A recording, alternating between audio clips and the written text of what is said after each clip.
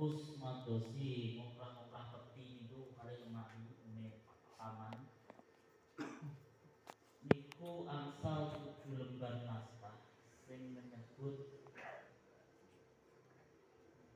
Mbah Asio kaitane kali Sunan Kudus ugi sejarah. Niku kula nyimpen terus 2 hari tak tinggalkan Lamongan ya.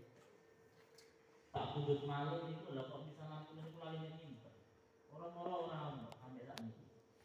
Itu pun sering kejadian kaya ngoten niku ten keluarga kula pun sering. Jadi tiba-tiba naskah itu pindah itu pun biasa. Mau nih saya lihat lemari tiba-tiba itu penjero lemari gitu, penjobol satu penjero ini ditinggali loh, dan kita apa-apa dipindah di macam itu yang ini kayak macam itu memang naskah yang agak sensitif lah, makanya ketika dipublikasikan itu sebenarnya kurang etis. Terus Pulau Wastani ugi linking nalika bikak luhur tak derenge nyuwun ngapunten sanget kula mboten hadir. Mangke ingkang badali kula tiyang menit saking Semarang.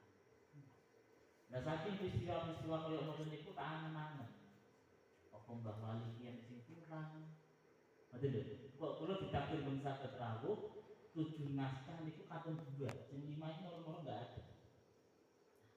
Niki ibroh damel kita sedaya. Inggih ten desa jenengan itu ada wali yang rahmatnya itu dirasakan dari jarak yang jauh. Ya mungkin gara-gara kono kirape ya tenan. Wong taun ini ngomong saat ini boten. Tapi wa atiu ulil amri minkum kita kedah manut jumatan kumarok pemerintah Mbah Lurah ngendika tahun ini diliburkan dulu dia kedah Jadi tahun ini insyaallah kirape wonten malih lamun lebih juga. Allahumma Amin. Jadi anu dilanjut next. Kemawon nggih.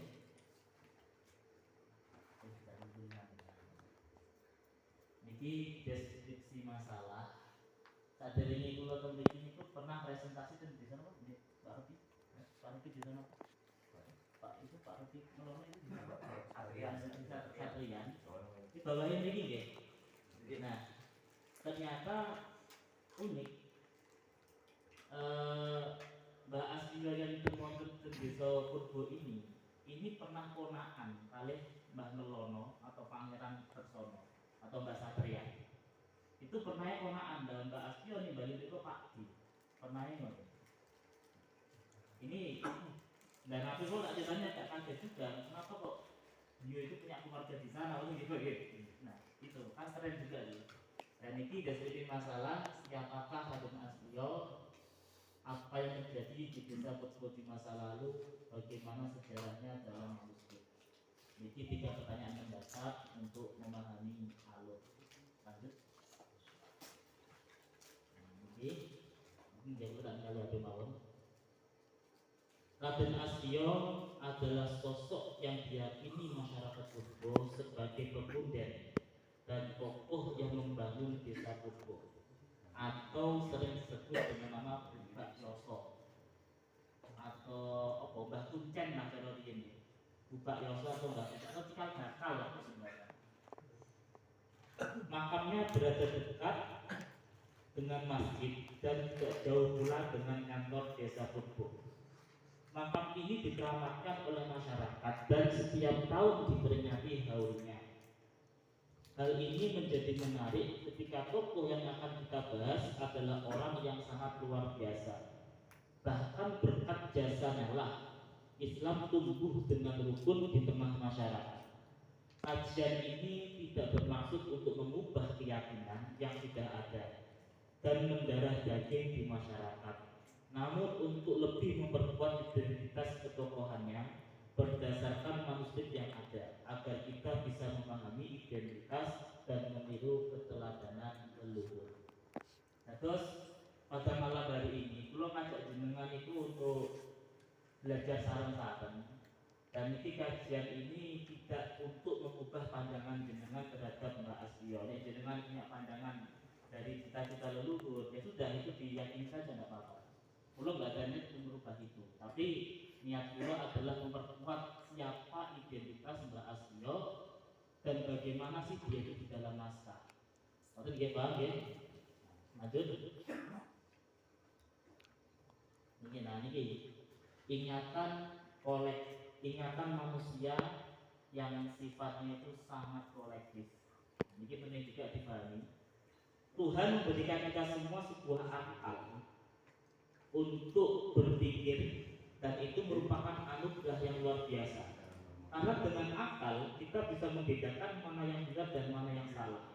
Akan tetapi ingatan manusia sangat terbatas dan terkesan hanya mengingat peristiwa yang paling terkesan dalam hidupnya, entah itu baik maupun buruk.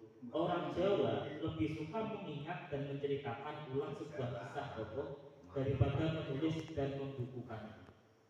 Jadi ingatkan ya, para hadirin, ingatan kula panjenengan itu sangat terbatas. Nggih napa nggih? Itu sangat terbatas. Dan wong Jawa niku khasnya Jawa. Sejarah yang ada di Jawa itu antara ditulis atau dibukukan dan sejarah yang cuma diceritakan lisan itu lebih banyak yang diceritakan oleh lisan. Contoh Kancil Nolong Timun, iya nggih. Kancil Nolong Timun Mas, apa boleh? Andane Lumut, Lutung Nasarut, Joko Kendil. Itu kan sejarah yang tidak tertulis tapi diucapkan berulang-ulang kali oleh kakek moyang kita. Bahkan menjadi dongeng sebelum itu adalah ingatan kolektif manusia. Contoh gini, jangan tak kasih contoh. Candi Prambanan itu kalau dalam dongeng adalah candi yang dibangun satu malam untuk memenuhi keinginan Roro Jonggrang supaya bisa dinikah oleh Bandung Bondowoso. Tapi secara sejarah itu adalah tempat sembahyang orang Hindu. Nah, jadi yang ditulis tentang Candi Prambanan, yang dibukukan dalam sejarah, ini adalah tempat ibadah orang Hindu yang dibangun oleh Kerajaan Mataram kuno dari Wangsa Sanjaya.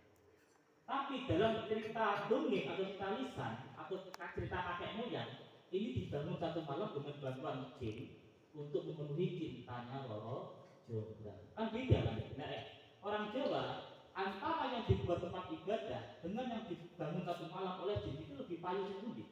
Yang ini kan pasti. Nah itulah sejarah di Jawa. Pasti lebih banyak yang cuma diceritakan oleh lisan.